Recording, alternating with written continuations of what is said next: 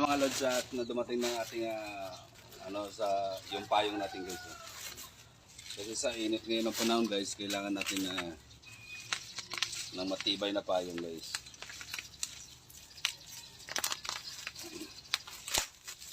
Yan guys. Kasi mura lang to guys. I-check nyo lang sa Yellow Basket ko. Dalawa na yung order ko guys.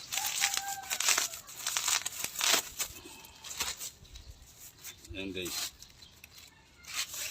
Napakatibay ng payong na to guys. Yan guys. Malaki pa. Kahit lipa rin ang hangin niya guys. Oh. Ganda ng payong guys. Oh. Kaya check out nyo na yan sa Yellow Basket natin guys. Diba yan guys.